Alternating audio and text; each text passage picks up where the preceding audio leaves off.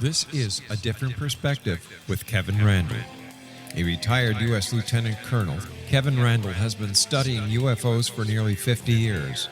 Kevin has investigated some of the most famous UFO cases in the world and has been consulted for dozens of documentaries about UFOs.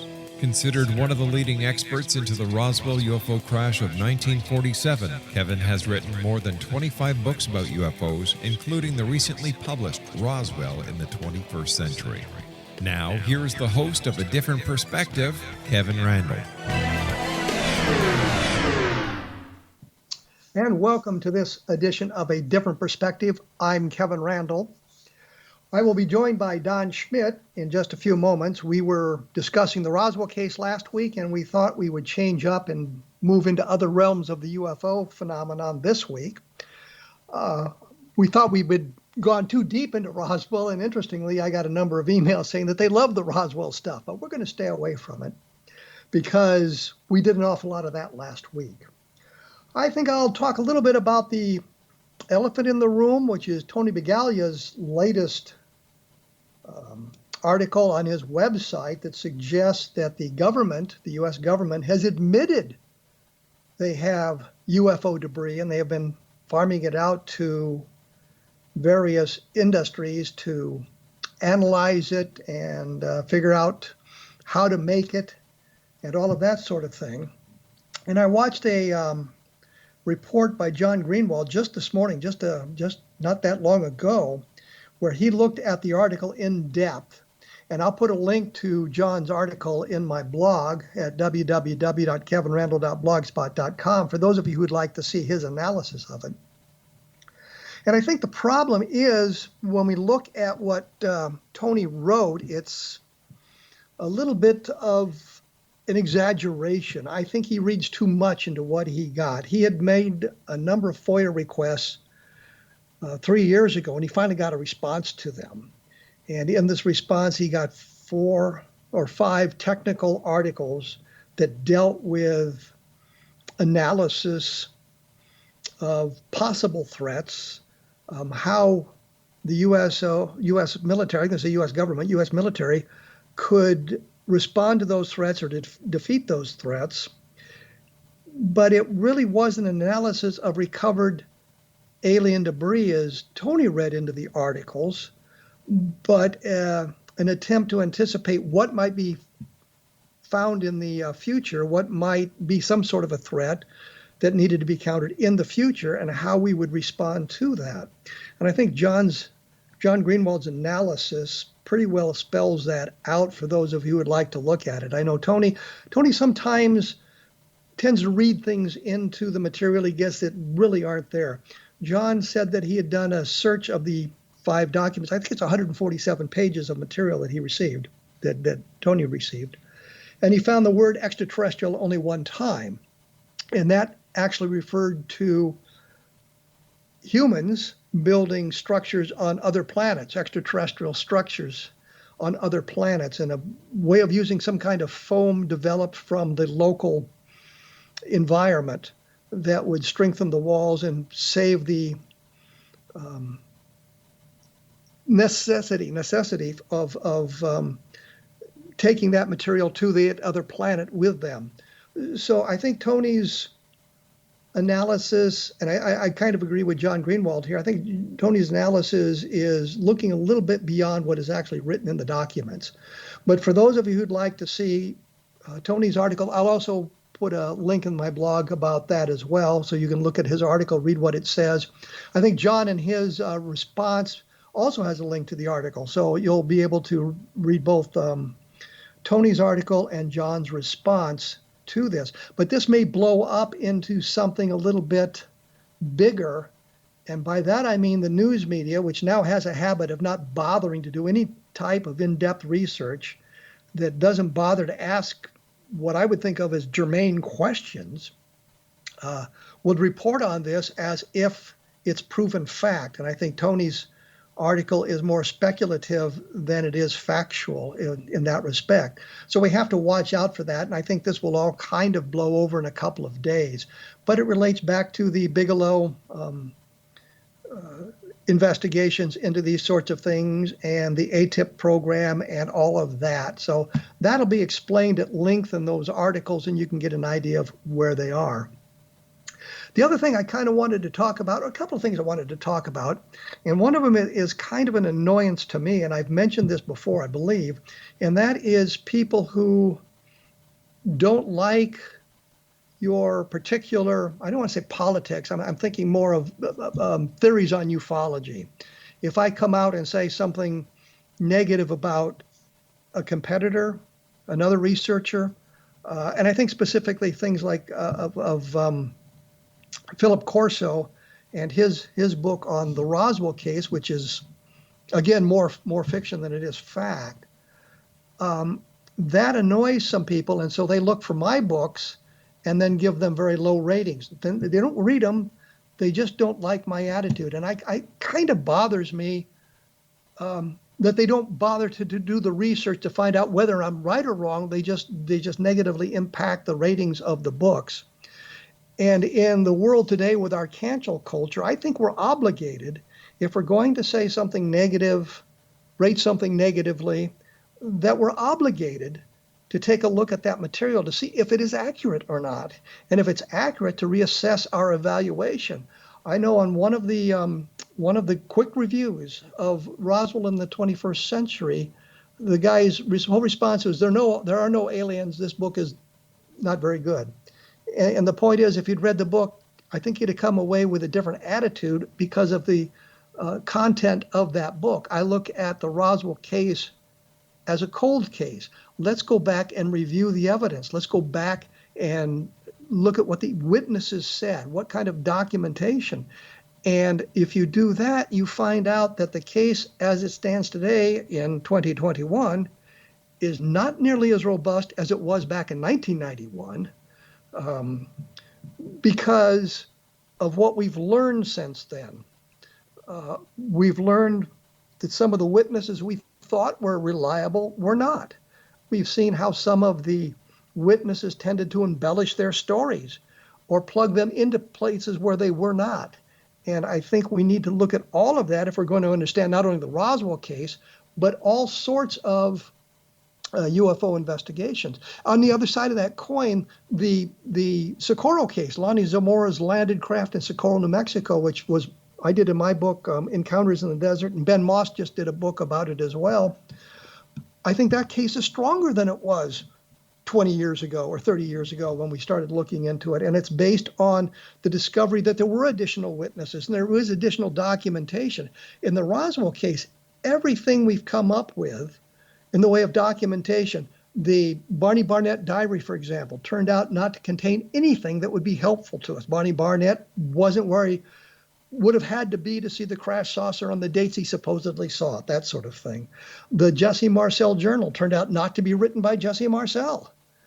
And now the speculation is written by Patrick Saunders, but it's based on two sentences I think he wrote on the flyleaf of one of the books that Don and I had written, where he said, this is the truth, and I never told anybody anything, and signed his name to it, which was a nice piece of documentation, but it would have been much, much better if it had been written in 1947 and not 1991. So we look at all of that. The only document that we've been able to locate that deals with it directly, other than newspaper articles, is the FBI telex, which doesn't tell us much of anything and harkens back to the idea that it might have been a balloon, but the telex says, but contact with Wright-Patterson said it wasn't. And then we have the Ramey memo, and we've taken that as far as we're going to go with that. I'm absolutely positive. I know that Gene Cooper and some of the others working with me in Fort Worth last year suggested that AI might be a way of resolving what the document actually says by applying something that would be completely unbiased to an attempt to determine where the text was going and that sort of thing. But on the Ramey memo, There's no security markings. There's nothing that suggests it's a military document that I've seen, and I've made this point a number of times, that it looks more like a teletype that came over the wires of the newspaper, the Fort Worth Star-Telegram specifically, and was brought to Ramey's office by J. Bond Johnson, the photographer. Although Johnson originally said that he might have brought it in, he later said no, he didn't, when he understood the implications of that. So the documentation that we've kind of held out for is not brought us the kind of explanations or the kind of evidence that we had been searching for. And that's kind of unfortunate. We haven't found any letters. We haven't found any diaries, any journals, anything that relates to that time. Everything we have appears to have been written, with a few very minor exceptions, after the publication of the Roswell incident in 1980. And I think Inez Wilcox, the sheriff's wife, who wrote an article about 3 years in the county jail or 4 years in the county jail about their being the sheriff of Chavez County. And she had written an article about that and later on added a page to it. And it says add A, that relates to what the sheriff supposedly observed and happened in the sheriff's office during the Roswell events of 1947, but it was written after the fact. If we could have proven it was written before the fact, that would have been wonderful. But the only thing we have is a statement made by Lydia Schleppe, who was a teletape operator in the radio station in Albuquerque that owned KGFL, and she was talking to Johnny McBoyle, or she was typing what Johnny McBoyle was sending her to send out over the wire, and it was interrupted, and said, stop this transmission. And the interesting thing is, we can document it in 1976 because there's 2 paragraphs in an article in a Saga magazine, a Saga UFO report, that Lydia Schleppe mentions this event that took place. So we know who she was, we know what was going on, we know it was 1947, and it predates the Roswell incident, and Jesse Marcel talking about what he had seen in 1978. So we have a little bit of that. But the Roswell case is certainly not as robust as it had once been. And I think that's unfortunate because too many of the witnesses have just plugged themselves into the event. And what turned my thinking around on some of this was a book called Stolen Valor, about all these people claiming to be Vietnam veterans who were not. And I was astonished at the people who would be making up their tales of heroic combat in Vietnam, who didn't serve in Vietnam, didn't serve in the military, taking their cues from what the news media had been reporting, which unfortunately a lot of times about the Vietnam War was also inaccurate, and the movies that have been published, movies that have been filmed out of Hollywood, it's based on the Hollywood perception of the war as opposed to what really went on. So you have to take a look at all of that. And one of the things I have done just recently, I've created a blog at www.vietnamgroundzero.blogspot.com, and it's linked on my other blog as well, that deals with my experiences in Vietnam based on the letters I sent home, which I happen to have, articles I wrote back in the early 1970s about my experiences and that sort of thing, so that it looks at what it was like for me in Vietnam. The other interesting thing, it says on the blog that it's my mostly true experiences. And the way I say mostly true is because a lot of times I'm trying to access memories that are 50 years old now. And the one thing that astonishes me, I do not remember ever eating a meal in the 187th Assault Helicopter Company mess hall. Obviously, I ate something somewhere, but I do not remember eating in the mess hall. I remember eating in the 116th Assault Helicopter Company mess hall, but I do not remember that. And I cannot for the life of me tell you what it looked like other than the outside of the building. I do know that I would buy a pizza from the Officers Club. They sell it for $1 and put it in a toaster oven. And I ate a number of those at the time, but I do not remember eating anything there. I'm going to break away here because we've got to take a break, which we sometimes do. I will be joined by Don Schmitt in just a moment. We will be talking about UFOs. We'll be talking about Don's favorite cases. We may talk about Tony Bigaglia's article if Don has bothered to, or had a chance to read it. I shouldn't say bothered to, but had a chance to read it. And I also wanted to mention there are other fine programs about the paranormal on the X-Zone Broadcast Network. So take a look at the listings at the X-Zone website. I'm sure you're going to find something that will excite you. And I will be back right after this with Don Schmitt, I promise.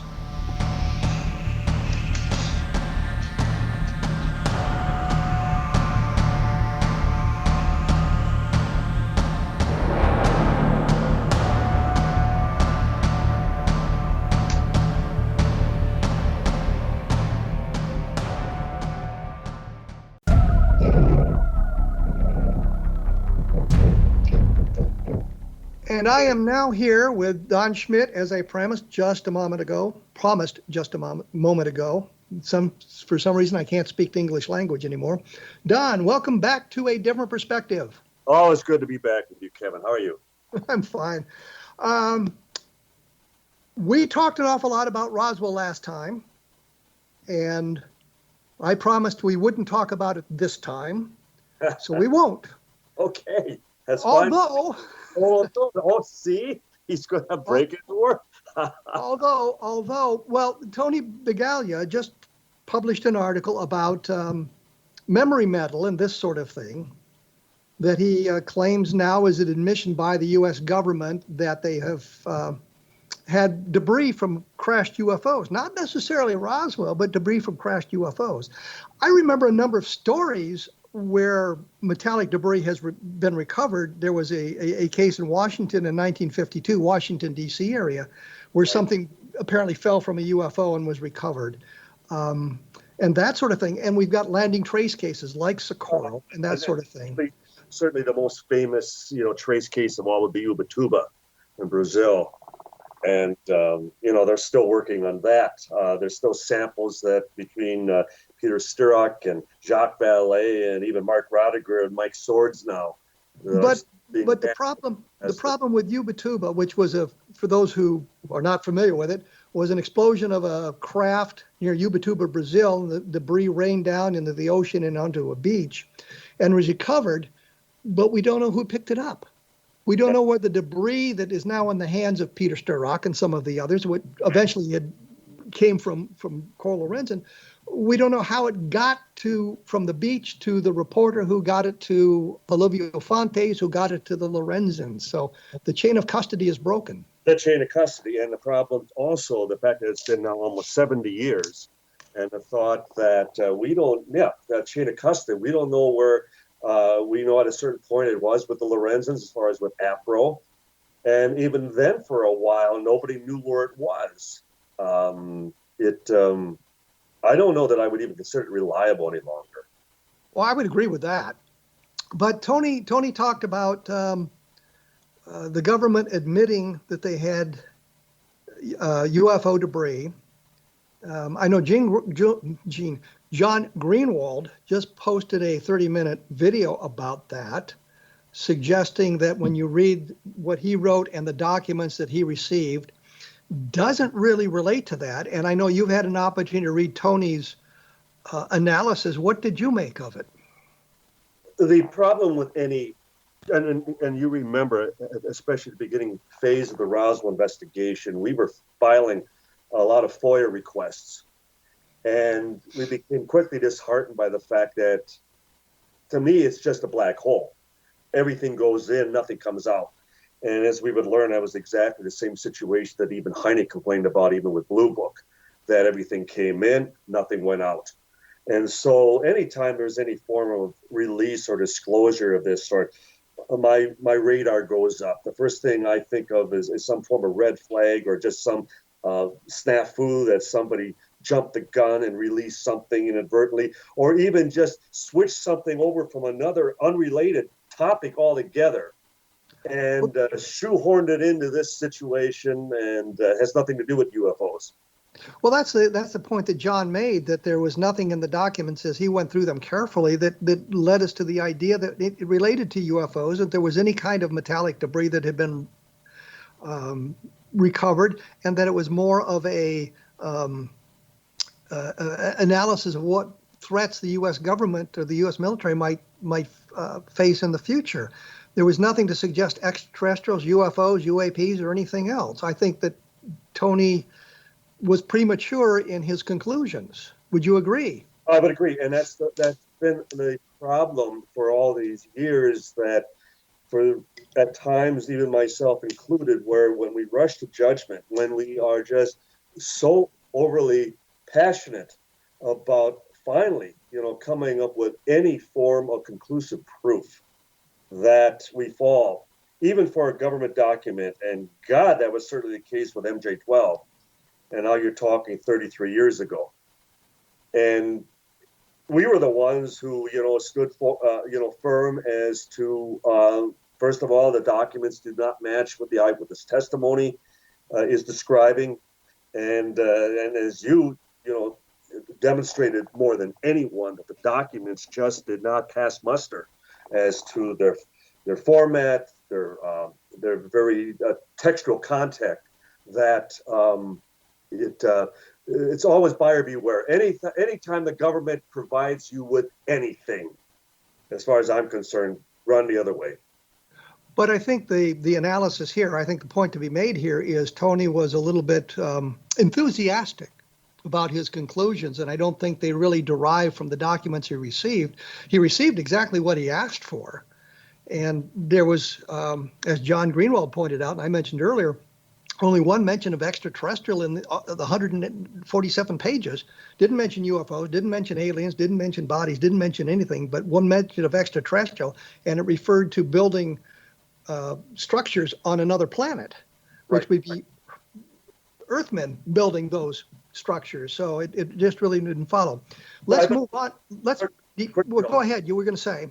I believe they're also tying this into the timing as far as that Luis Elizondo is constantly hinting at being in possession of wreckage, of physical material, of physical evidence. And he won't cross that line. And yet he has reporters, okay, do we or don't we? And he kind of smirks and he has that smile like, well, if only you knew. And I think in many respects, they're playing games with us right now.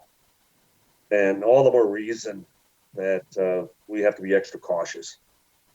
Well, let's move into a different arena.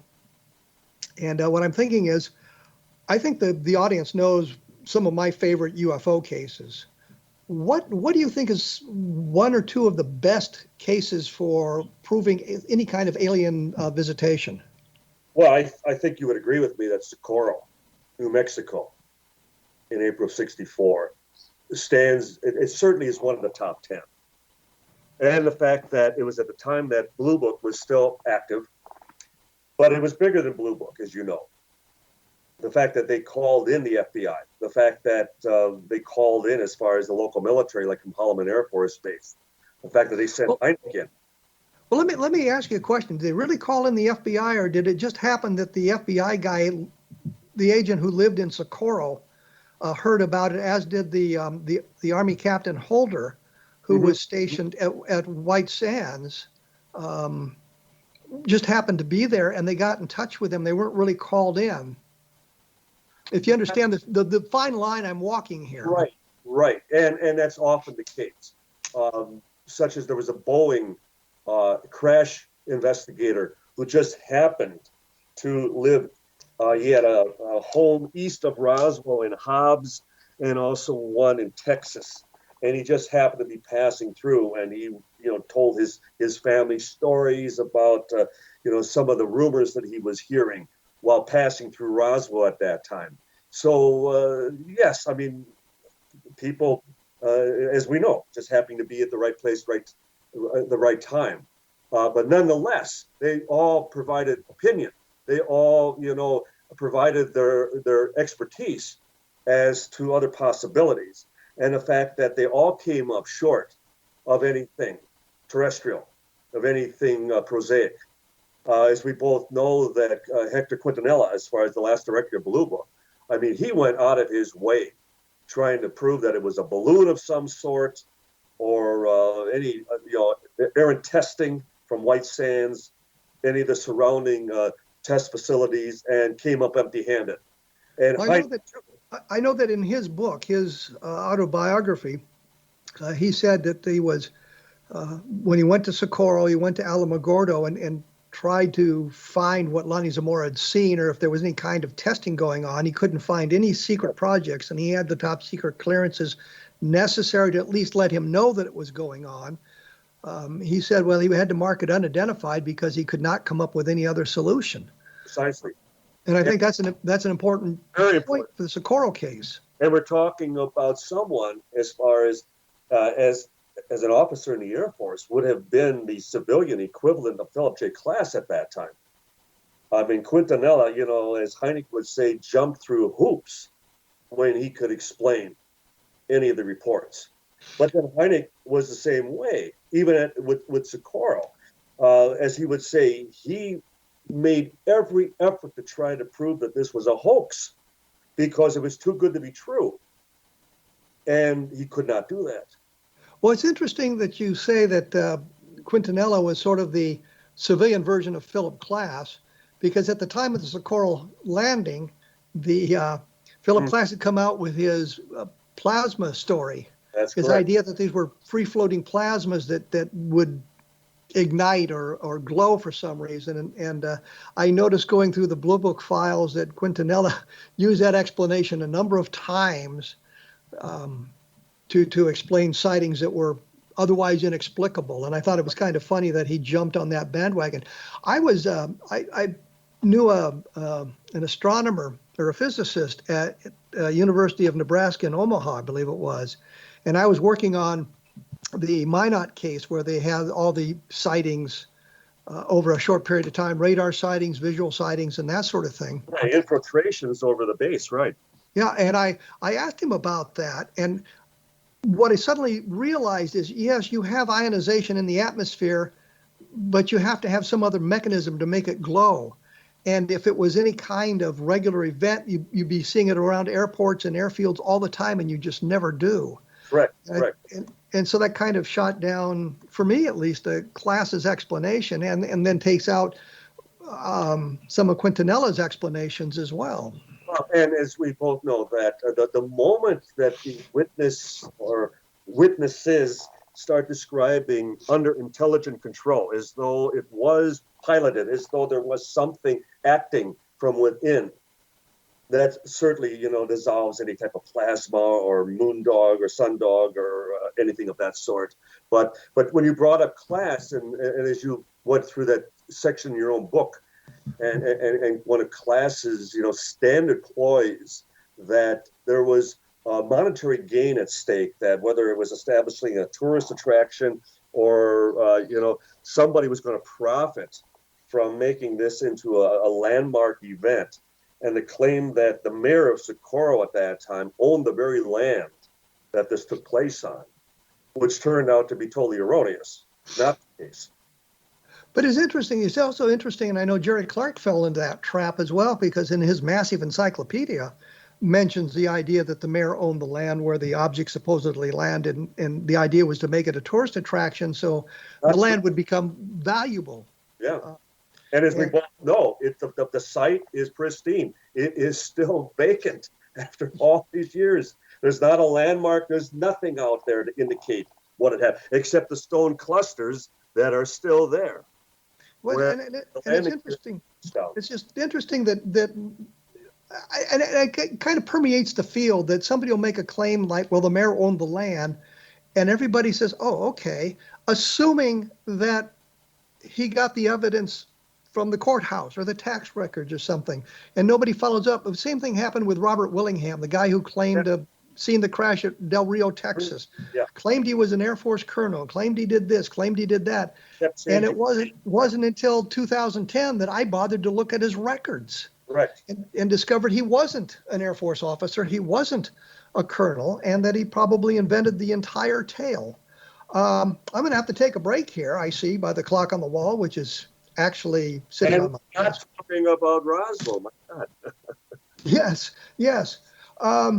When we come back, I'm going to get on to talk about some other famous cases that we probably haven't discussed much on this program, because I think we need to look beyond Roswell, beyond Socorro, beyond Level Land, to some of the other cases that are maybe not as well known, but are certainly as interesting and filled with different forms of evidence, different chains of custody, different chains of evidence. So when we come back, I'll ask Don about that specifically.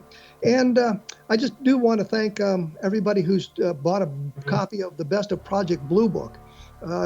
Rated on Amazon if you got a chance. And this will give you an idea of some of the other great cases that are out there. We will be back right after this with Don Schmitt, so please stick around.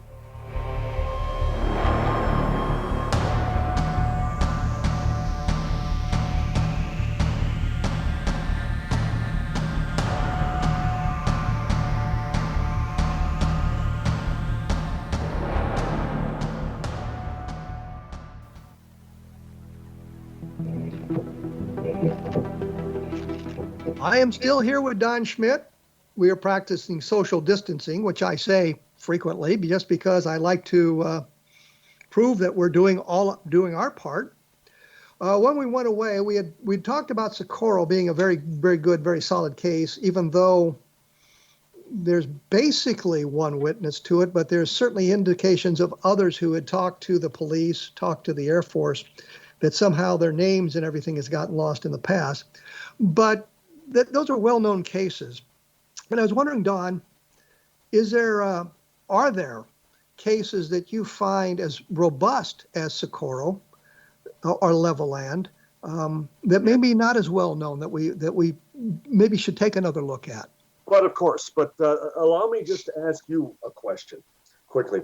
La Madera, which happened the very next night, just 100 miles to the north. I remember a discussion with Ted Phillips years ago. And Phillips, who accompanied Hynek back to Socorro some years after Blue Book. And then they made it a point, according to Phillips, they also went up to La Madera, and they spoke to some of the witnesses there. And according to Ted, Hynek was convinced that it was one and the same vehicle. Did you look into La Madera at all in researching Socorro? Absolutely. I thought it was an important case.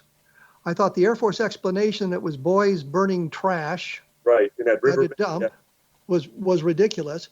And one of the important things of La Madera that gets kind of lost in this is the witness reported on the landing site a melted pop bottle, melted Coke bottle. Correct.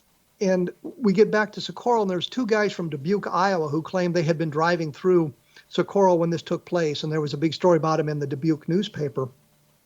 And one of them said, yeah, and there was a melted pop bottle. We saw a melted pop bottle. I'm thinking, yeah, they got that from La Madera. They didn't get it from Socorro. Right. Which suggested to me they were making up their tale. But it seemed to be an interesting case as well, and I was astonished that when Hynek attempted to get Quintanilla, or who was ever running his contract at that time, would not allow him to go there to interview those witnesses and talk to them about it. And I mean, it's not that big a deal. And Socorro, Kirtland Air Force Base in Albuquerque is like halfway between the 2 points. So it wouldn't have been that big of a deal for Hynek to remain a day or two and talk to those witnesses. But they said, no, he couldn't do it. So yes, I do in Encounter in the Desert, there is a long discussion of the La Madera case. And it's an interesting case, a fascinating case. And again, the fact that it happens the very next evening. So yes, and there's other sightings around there. I think Jerry Clark reports on an NCO who was repairing his car some 3 or 4 hours after the landing, after the case took off, and saw an object in the air, and that case has been reported as well. So when you look at the whole of the Socorro case, you get not only Lonnie Zamora's impressions, you find out that people did call the police station, and it's documented. They called police station with their sightings before Lonnie Zamora went out. And then you find other sightings from around that area in the hours afterwards as well. It becomes a much stronger case than we had originally thought. So yes, La Madera fits into that very, very nicely. And I certainly would wholeheartedly agree. Are we to assume that Blue Book did not investigate anything beyond Socorro, and that these other reports may have gone on to Holloman or even Kirtland at that time, and that some FOIA requests might free up some of these old cases that were never part of Blue Book when it was declassified? Well, I think you've got to find the repository agency. And by that I mean, I know as an intelligence officer, in the way the office was run, the problem was you had material you had to deal with on a daily basis, material you had to deal with on a weekly basis, this sort of thing. But your files were set up to get rid of things that were over 3 or 6 months old that did not relate to the operation of your office. And so we routinely destroyed materials that were not relevant to what we were doing.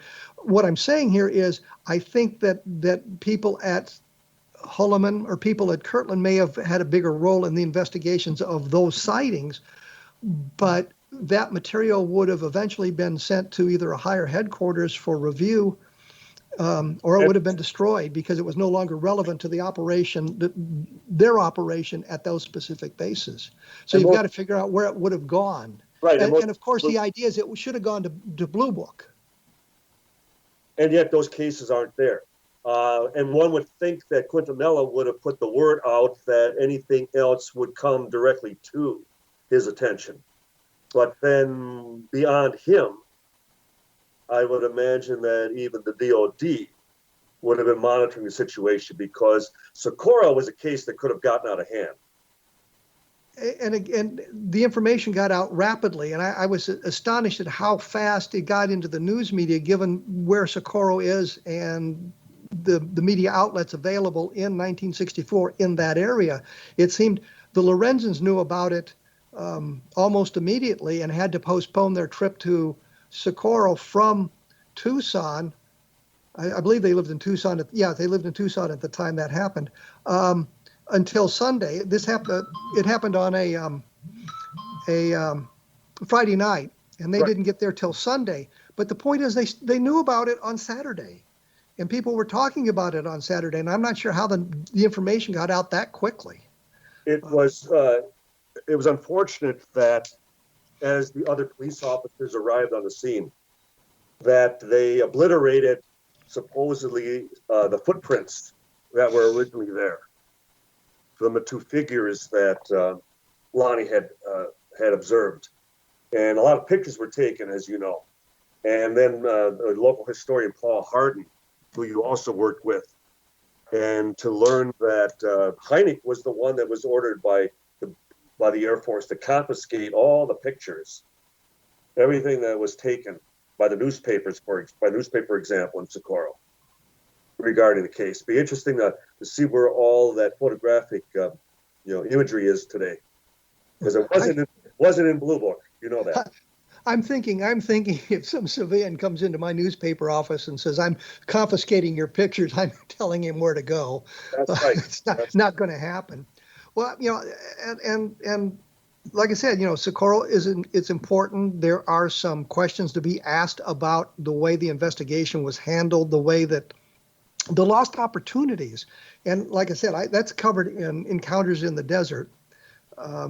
But I'm thinking beyond La Madera, beyond Socorro, what else do you see as an important UFO case? Certainly the Coyne helicopter case from, is it October 73? Colonel Lawrence Coyne, Mansfield, Ohio. And the fact that not only do you have, as far as an experienced pilot and crew, but you also have the witnesses, the observers from the ground, seeing this green glowing object that practically has a head-on collision with this helicopter. Air National Guard, correct? Yes. And they think there's going to be a mid-air explosion, so they go into a dive to avoid collision, and all at once the object is hovering over them, and they are being lifted in this green beam of light and just held there. As far as throttling up, down, nothing had any effect, and they were helpless for that moment. And getting back even to class, that what was his explanation for the Coyne case? That it was a bolide. Yes. Well, the interesting thing is, in class quotes he doesn't identify who it was, but a helicopter pilot discussing how this happened with class. We don't know anything about the helicopter pilot. We don't know what his training was. The difference is the Captain Coyne at the time, and I should qualify, it was Army National Guard, not Air National Guard. Army National Guard. That's right. Yes. We had the same training. We went through the same flight school. I know exactly how it happened. I know exactly what was going on in the cockpit because we were trained how to do that. And one of the things is class said that the co-pilot was a Jesse. When they were in this steep dive, he had reached down to avoid collision with the ground and pulled up slightly on the collective. And I say, no, that would have never happened. Right. What would have happened if Jesse felt they were in imminent danger, he would have taken command of the aircraft and said, "I've got it," And Coyne, not knowing what Jesse may have seen, said, "You've got it," and released the controls. Yes. He would not have gone on the controls and made an alteration to the setting of the controls without alerting the other pilot. And it's a routine was drilled into us so that you didn't have two guys fighting for control of the aircraft at the same time, which would be very problematic, or both guys letting go of the controls at the same time.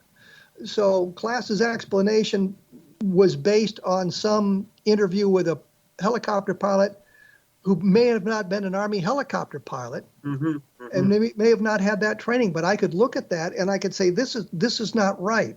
So when Coyne says he had the collective full down and they were still climbing, I got into a situation not unlike that, flying the slot position in what we called an echelon right formation, and I was in chalk number 6, right behind lead, and my aircraft was beginning to float. I could not get it to go down fast enough to keep up with the rest of the flight. And I had the collective full down and I had the throttle rolled off. And the last thing I did was kick the aircraft out of trim to make it fall faster, to stay with the flight. So I understand the dynamics of flying in those situations, what you need to do. And in fact, we had a situation where I was the aircraft commander and my pilot was actually a first lieutenant.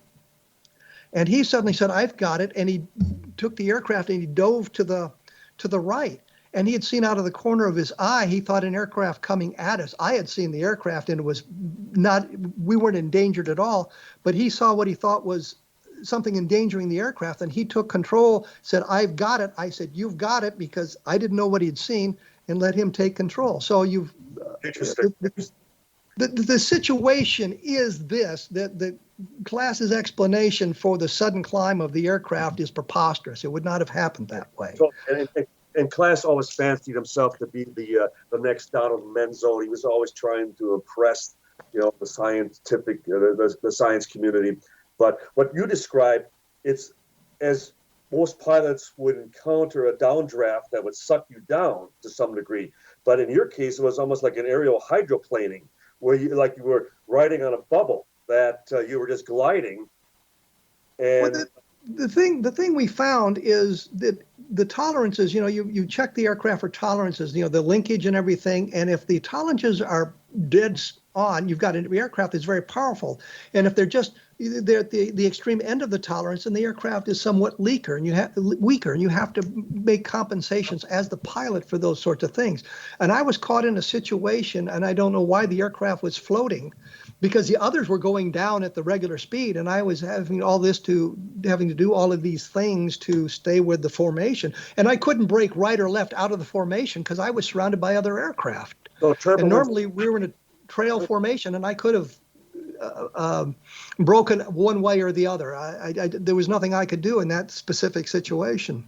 So fortunately, we got close to the ground and it all went away. So it wasn't a case even where the other aircraft were creating any airwash or turbulence or anything. It was just a natural phenomenon. Just happened to be where you were at that time. It was just the way the aircraft operated. But the whole point of this is when Class was discussing the helicopter operations, he was completely off on it. And it's kind of like him discussing the things in Socorro where the mayor was going to make some kind of a tourist attraction. He's making up explanations to explain something that he didn't fully understand. Well, and both remember that was one of the things that we always had, that standard response with Phil.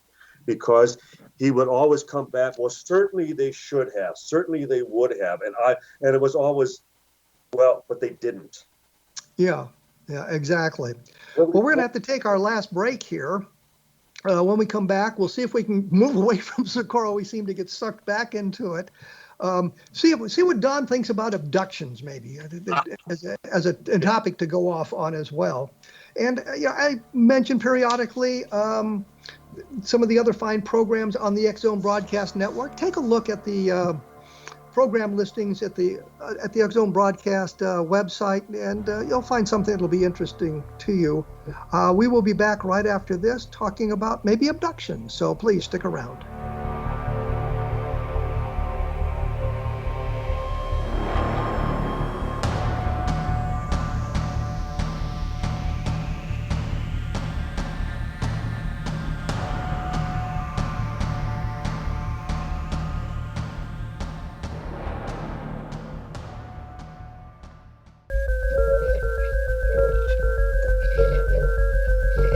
I am joined by Don Schmitt.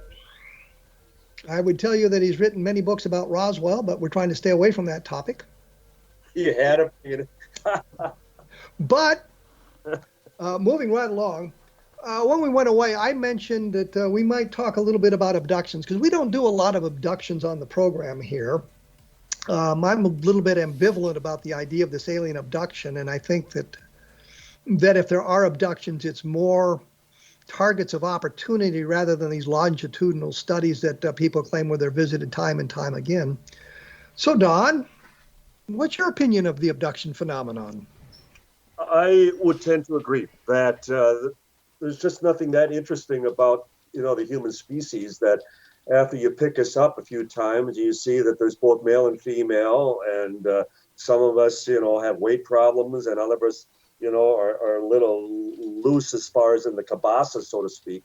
But beyond that, it even harkens back to what Dr. Hynek used to often suggest, that if we'd have one good sighting a year, it would be much more suggestive of something off the planet as opposed to having sightings most every night, in every quarters, of the world.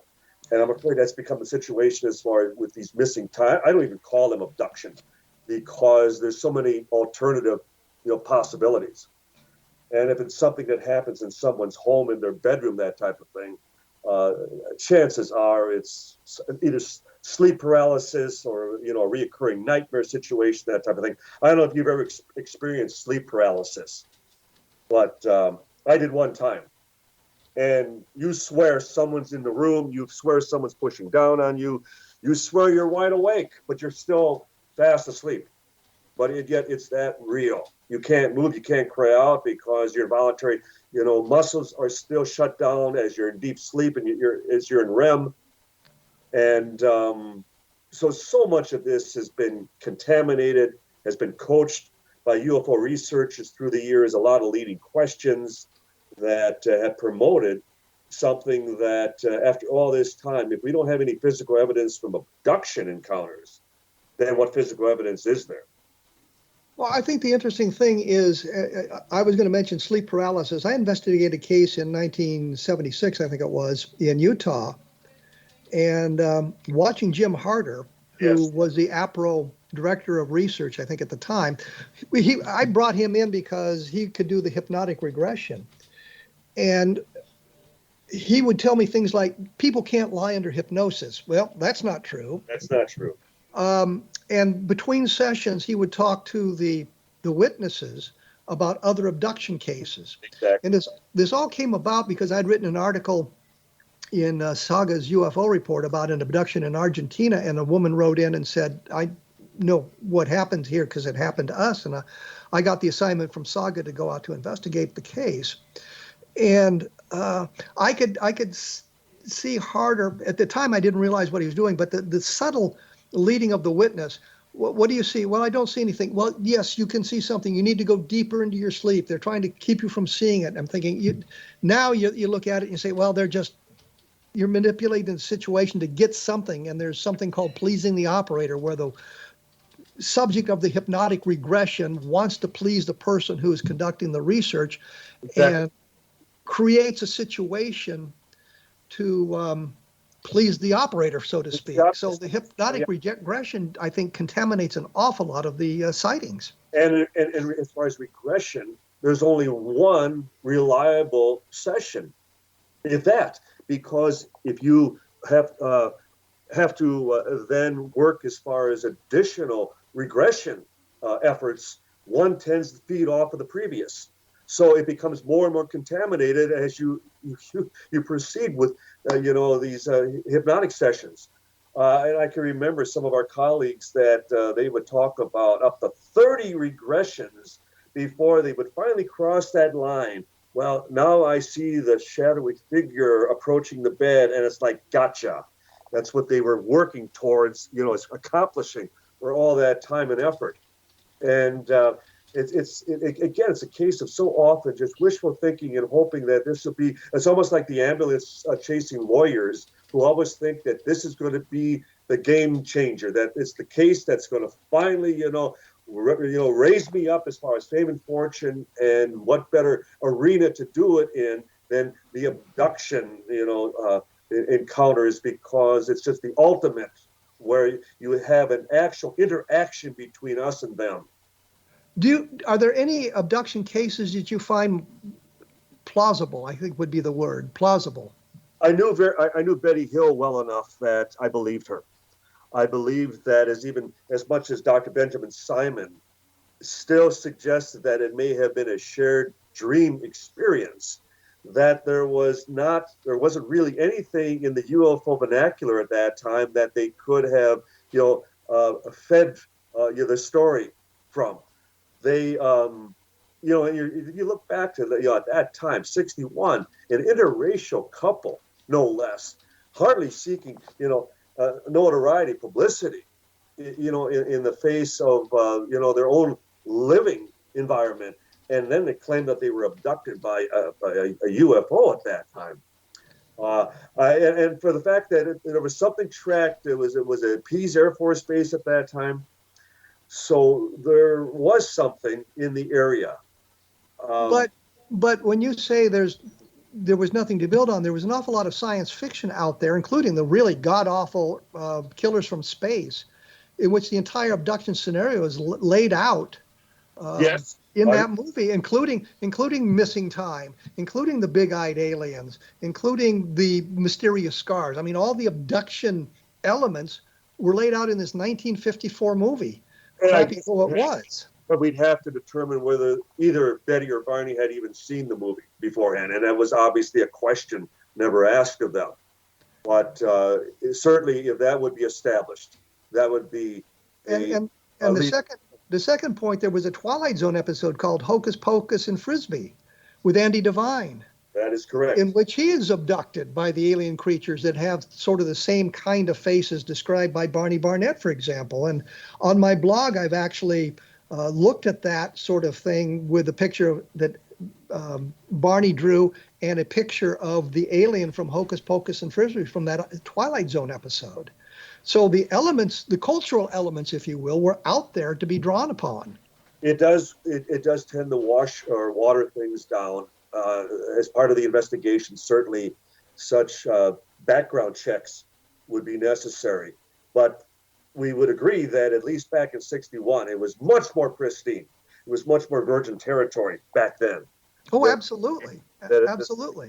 And today you could take most any auditorium full of people, 500 people, and you could regress them to a UFO situation, and each and every one of them would describe an abduction scenario, because what we've read, what we've seen, we've all been contaminated. So there is no virgin territory any longer. Well, I was going to say, if you watch The Simpsons, you know how contaminated things are when Homer's abducted by the aliens and he's preparing himself for the anal probe, yes. And they say, we don't do that anymore. We don't do that anymore. So I mean, the point is, it's filtered into the cultural ethos to the point where even Homer Simpson is aware of it.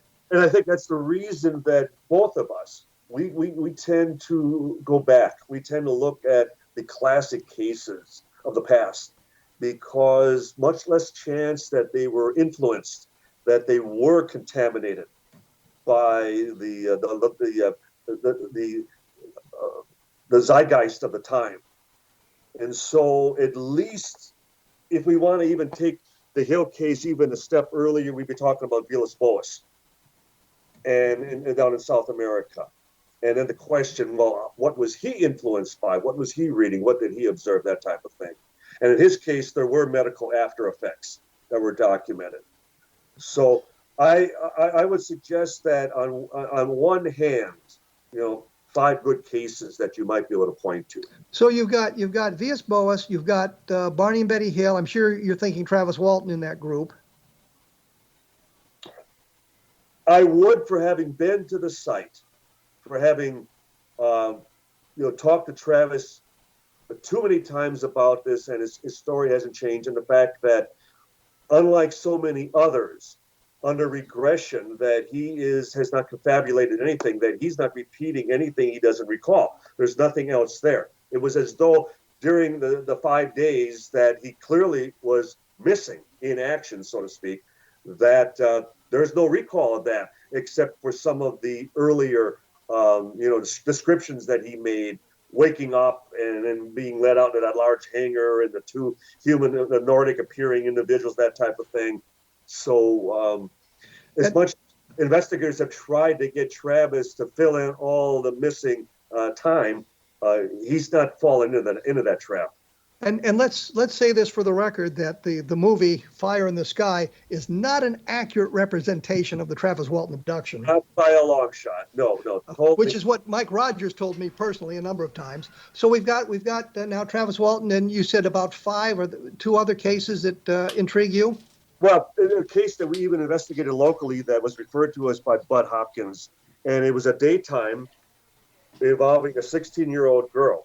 And it was a Sunday afternoon, and she sees up ahead on the road what appears to be a work crew. And they're all dressed in the same one-piece coverall type of garment, but there's no vehicles, no trucks, no equipment or anything. And if she approaches, she's going to meet with a girlfriend that was shopping. So there is a witness as to her 2-hour delay and the then reoccurring dreams and experience that she had thereafter, and then not knowing that her husband had had a similar experience, and then later her daughters are drawn into it for never having read or heard anything, that it was a family secret, and the fact that they were essentially all describing the same event. So I was very captivated by that, because it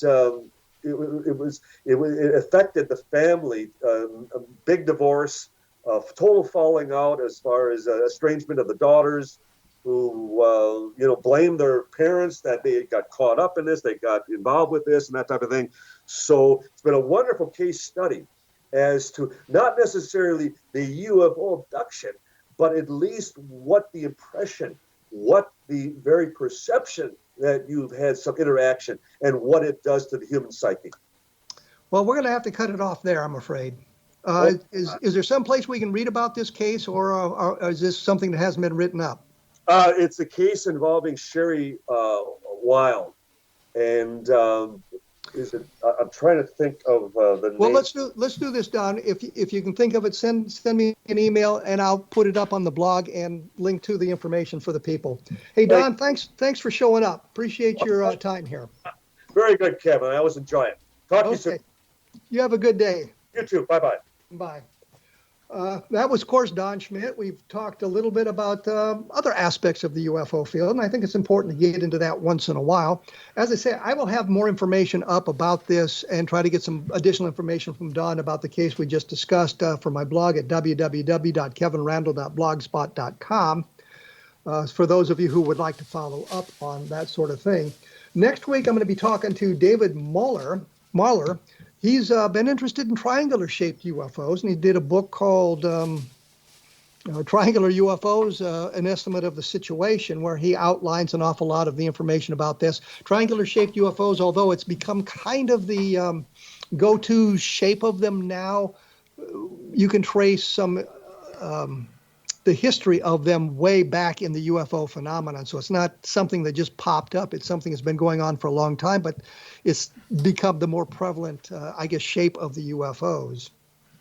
And after that, and following that, I'm going to talk to Steve Bassett a little bit about disclosure in the next couple of weeks. I'll get hopefully up with Don Ecker and some other people about the history of the UFO phenomenon and where it's going and where it's been and that sort of thing. And once again, take a look at my blog, www.kevinrandle.blogspot.com. Take a look at the Vietnam stuff if that interests you at all. I'd appreciate any comments you'd like to make or thoughts about that sort of thing. And I will mention that you have been listening to A Different Perspective on the X Zone Broadcast Network. I'll be back in 167 hours. Thanks for tuning in.